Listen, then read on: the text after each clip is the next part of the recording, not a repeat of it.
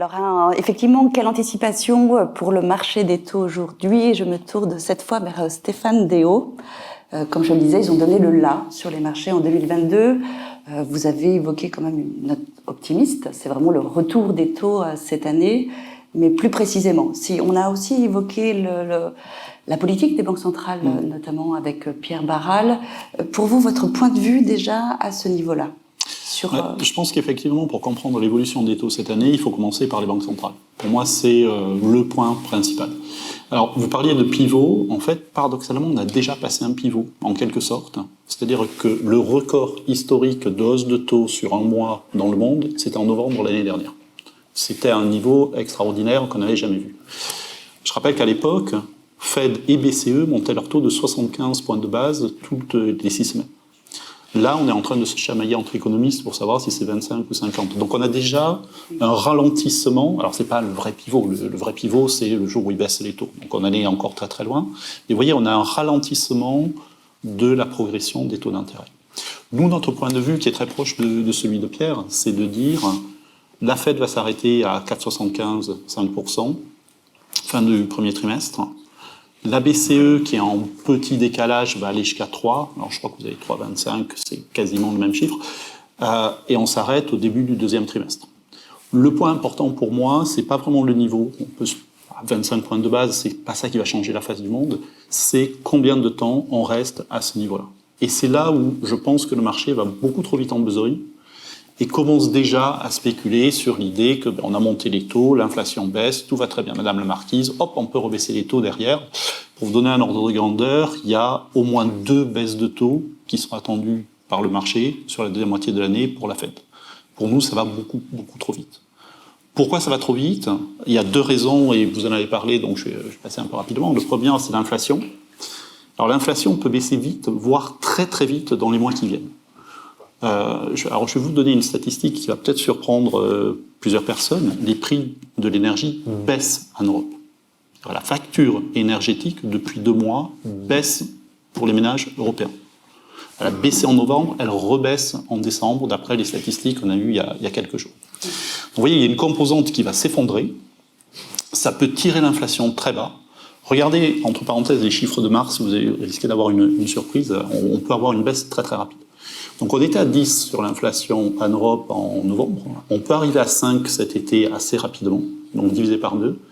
Le reste va être beaucoup, beaucoup plus compliqué à faire. Et donc si je suis une banque centrale, qu'est-ce que je vois? Nous, on a un atterrissage chez Ostrom qui est plus proche des 4% en fait que des 2% sur la fin de l'année, qui je pense est assez consensuel d'après ce que j'ai entendu ici.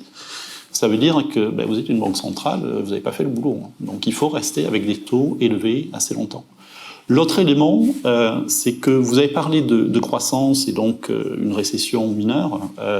C'est aussi notre scénario. Il y a un point qui me semble extrêmement important, c'est qu'on est en pénurie d'emplois. On a un vrai problème pour trouver des emplois. Si vous prenez les États-Unis, vous regardez le nombre de personnes qui travaillent, vous rajoutez le nombre d'offres d'emploi, vous êtes au-dessus de la population active. C'est-à-dire que si tous les Américains se mettaient à travailler, ça ne suffirait pas. En Europe, c'est moins extrême, mais juste un chiffre, d'après l'INSEE, il y a 67% des entreprises françaises dans l'industrie qui ont du mal à embaucher. Pourquoi je vous raconte ça? C'est que si on a une petite récession, vous allez avoir beaucoup d'entreprises qui vont dire on ne va pas licencier parce que quand ça repart, on va avoir des problèmes. Et donc vous pouvez très bien avoir une situation où on a un tassement de la croissance, ça c'est je pense indubitable, on a petite récession, mais avec une réponse du chômage qui est extrêmement faible. Et donc si je suis une banque centrale, j'ai une inflation qui reste élevée, et la pénibilité pour faire baisser l'inflation, c'est ralentir l'économie, et surtout ce qui est vraiment très très pénible, c'est faire progresser le chômage. Si le chômage ne réagit pas, ou très très peu, finalement, j'ai pas cet aspect-là. Donc nous, on pense que les taux vont se stabiliser, et donc autour de 5% pour la Fed jusqu'à la fin de l'année, autour de 3% pour la BCE jusqu'à la fin de l'année. Et donc ça change fondamentalement la donne, parce que ça veut dire, d'une part, qu'on n'a plus cette progression extrêmement rapide, mais ça veut aussi dire qu'à partir de ce moment-là, on a beaucoup, beaucoup plus de visibilité, et le marché est en train de saluer ça, déjà. Si vous regardez la volatilité qui a été extrêmement élevée l'année dernière, elle est en train de baisser sur le marché des taux. Je vais prendre juste un exemple, le MOVE, qui est vous connaissez probablement le VIX, le petit cousin pour les taux, ça s'appelle le l'indice de MOVE. volatilité sur le marché des taux. Voilà, c'est l'indice de volatilité. On était record historique en novembre. On a baissé d'un quart à peu près déjà depuis novembre. Donc on est toujours à des niveaux très élevés, beaucoup plus élevés que la moyenne, etc. etc. Donc là aussi, je ne veux pas vous donner un scénario trop rose. Mais on a déjà une baisse très très significative du profil de risque et du manque de visibilité.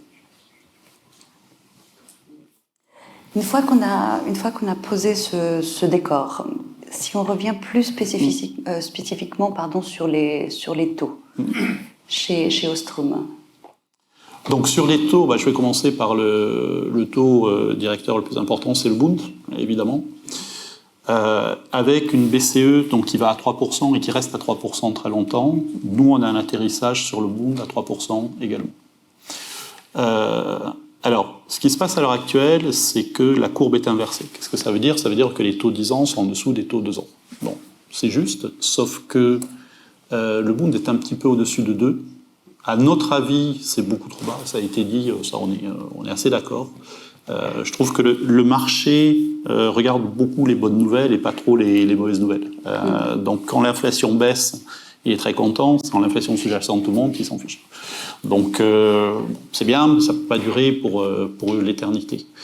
Par contre, si vous regardez le Bund, donc le taux 10 ans allemand, il est au-dessus du taux de la BCE. D'ici 15 jours, puisqu'on a la prochaine réunion de la BCE le 2 février, ce taux directeur de la BCE va gagner 50 points de base, probablement. Et puis on va continuer à monter. Il est très difficile pour moi de voir le taux 10 ans allemand être beaucoup, beaucoup plus bas que ce taux directeur de la BCE. Alors, ça peut arriver, des courbes inversées, ça arrive. En gros, le marché vous dit la BCE surajuste, elle va être obligée de baisser les taux assez rapidement. Mais une courbe très inversée, ça ne peut pas durer très très longtemps, parce que ça coûte très cher à un investisseur, en fait. Et on a vu ça, en particulier en 2006, 2007, 2008. Vous aviez une courbe américaine qui était très très inversée, avec une Fed qui est restée à un niveau élevé assez longtemps, et bien petit à petit, vous êtes obligé de reconverger petit à petit. Donc le 3% est peut-être un tout petit peu ambitieux, mais une fois de plus, Pierre, je crois que vous avez 3,25, vous 3,50. Alors 3,50 sur, pardon, il y a un petit détail technique, c'est 3,50 sur le refi. Ouais, sur le refi. Alors sur le refi, parce que là ça jargonne un peu alors quand même. Que nous, on est sur le dépôt. Donc on a, en gros, on a le même taux. À 25 BP près. C'est ça, c'est ce qu'il faut dire. Mais donc l'idée, c'est qu'on peut très bien aller autour de 3%. Ce sera un pic, parce qu'effectivement, à un moment donné, l'inflation va quand même revenir à des niveaux plus bas. Et donc, c'est une opportunité pour rentrer. Et donc, pour revenir, là aussi, je répète ce qui a été dit, à l'heure actuelle, il nous semble que le marché pêche un peu par excès d'optimisme en termes de taux d'intérêt qui sont beaucoup trop bas. Donc, à très court terme, le risque, pour moi, est très, très asymétrique. Dit autrement, pour justifier les taux là où ils sont à l'heure actuelle, il faudrait soit une récession beaucoup plus forte, soit une inflation qui se tasse beaucoup plus rapidement que ce que je vous ai raconté. Les deux me semblent peu probables.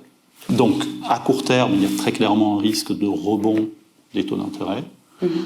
Par contre, très clairement, sur le scénario qui est notre scénario central, on se retrouverait fin premier trimestre, début deuxième trimestre, avec énormément de visibilité, en tout cas par rapport à ce qu'on a connu l'année dernière, et des taux qui seraient nettement plus hauts. Et là, c'est un moment privilégié pour rentrer sur le marché des taux d'intérêt. Alors justement, voilà, vous aviez précisé que les taux, c'était la revanche des taux. Donc aujourd'hui, quelles sont vos positions sur les différents taux ? Du coup, pour l'instant, on reste relativement prudent en directionnel. Une fois de plus, c'est tactique. C'est-à-dire qu'une fois de plus, on pense que les taux vont remonter à court terme. Sur les spreads périphériques, nos modèles nous disent qu'on est à peu près à un niveau normal. Ce qui est une bonne nouvelle, parce que... Ça veut dire que la rémunération du risque est à peu près adéquate. adéquat. Ce qui est une bonne nouvelle parce qu'on vient de 6-7 ans de QE très agressif de la BCE. Donc les spreads périphériques sont énormément resserrés, ce qui est logique, ce qui était voulu, ce qui était le but du jeu. Avec une homogénéité. Oui, alors il y a quand même pas mal de disparités entre les pays, mais la BCE a relâché l'élastique. Donc on pouvait craindre que le marché se réajuste. Pour l'instant, ce n'est pas du tout le cas. On reste relativement prudent quand même sur certains pays, en particulier l'Italie, où on trouve là aussi le marché un petit peu optimiste. Mais donc sur les spreads périphériques, pour nous, on est revenu à la normale, il n'y a pas de risque très très important. Le dernier point qui nous semble beaucoup plus intéressant, c'est le marché du crédit. Où là, par contre, je l'ai dit en introduction, on a par exemple un indice IG qui était au-dessus de 4% en début d'année. Donc on commence à être rémunéré de manière adéquate sur le risque. Je rappelle quand même que c'est pas si vieux que ça. En août 2021, la moitié de l'indice IG était en taux négatif. Donc la moitié, alors c'est très bien si vous êtes une entreprise, mais ça veut dire que la moitié des obligations des entreprises bien notées, investment grade, avait un taux d'intérêt, payait un taux d'intérêt négatif. Donc, si vous êtes une entreprise, c'est très bien, mais si vous êtes un investisseur, parce que nous, on est du côté d'un investisseur, c'est moins rigolo, évidemment. Donc, on est revenu sur des niveaux qui sont plus corrects. La vraie question pour moi sur le crédit, c'est, comme d'habitude, c'est l'arbitrage entre le risque que vous prenez, parce que forcément, il y a une probabilité de défaut, et la rémunération que vous avez. Notre point de vue sur le risque de défaut, c'est qu'il va progresser. Alors on part quasiment de zéro, donc il peut qu'augmenter, ça c'est clair. La question c'est est-ce qu'il augmente un peu, beaucoup, passionnément ou à la folie? Bon, nous notre scénario, c'est un taux de défaut, notre scénario, mon modèle économique, c'est un taux de défaut qui va vers 4%. Alors vous allez me dire, bon d'accord, 4%, sur le high yield, ça fait quoi? La moyenne de long terme est à 3,5%. Si je veux vous faire peur, je vais vous parler de 2009 avec 13%. Donc 4%, c'est pas bien, c'est un petit peu au-dessus de la moyenne, mais c'est pas une catastrophe. Pourquoi on va à 4% ? Parce que les taux ont monté, parce qu'on a quand même une petite récession, etc., etc. Donc on est très très loin d'un 2200. On a aussi une vingtaine d'analystes chez Ostrom qui analysent toutes les entreprises et qui, au lieu de regarder ce qu'on appelle en top-down, en vue macro, ce que je fais, qui regardent tous les titres qu'on couvre. Et en fait, ils ont un taux de défaut qui est encore plus bas. Ils sont autour de 3,5 à peu près. Donc il y a clairement une remontée du risque, c'est indubitable. Vous parliez de downgrade, on a la même chose sur le crédit. Les agences de notation ont plus de détérioration des notes que d'amélioration des notes. Mais on reste sur une marge de détérioration qui est en fait très limitée. Et donc qui nous pousse à avoir des objectifs fin d'année sur les écarts de taux qui sont un petit peu au-dessus de la moyenne de long terme, mais pas beaucoup plus élevés que ça. Donc le profil de risque reste relativement positif. Ceci dit, pour être plus précis, ce que l'on a eu, c'est des taux high yield qui se sont beaucoup resserrés, et donc on est un petit peu plus prudent sur le high yield qui nous semble quand même devenir un petit peu cher. L'IG a été énormément supporté par tout le QE de la BCE, puisque je vous rappelle, la BCE n'achetait que des titres sur l'IG, il ne touchait pas au high yield, qui était évidemment influencé indirectement. Et là, par contre, quand on a relâché l'élastique, l'IG a eu tendance à s'écarter un petit peu plus. Donc, il nous semble qu'il y a un petit peu plus de possibilités sur l'IG, ajusté de risque, évidemment. Et sur le high yield, là aussi, je vais faire écho à ce qui a été dit, il faut être très sélectif sur les noms. Mais il nous semble que c'est une classe d'actifs qui propose un rendement qui est très intéressant. Qui est intéressant aujourd'hui, sur lequel on peut revenir. Tout à fait. Très bien. Vous voyez quelque chose à ajouter en plus ? Non, peut-être juste un petit mot sur la Chine, parce que je pense que c'est un des éléments de risque pour moi pour cette année. Moi, mon point de vue, c'est que le poison est dans la dose. C'est-à-dire que si on a une réouverture de la Chine qui se fait graduellement, petit à petit, ça remet de l'huile dans les rouages. On voit par exemple le prix du transport transatlantique qui a été divisé par 4 depuis un an. Donc c'est très bien pour la croissance, c'est très bien pour l'activité, etc., etc. Par contre, si la Chine venait à se réouvrir trop rapidement, là vous avez une nouvelle vague de pression inflationniste. Et on le voit déjà, hein. Si vous regardez le prix du cuivre depuis quelques semaines, c'est assez impressionnant, ça a rebondi très très vite.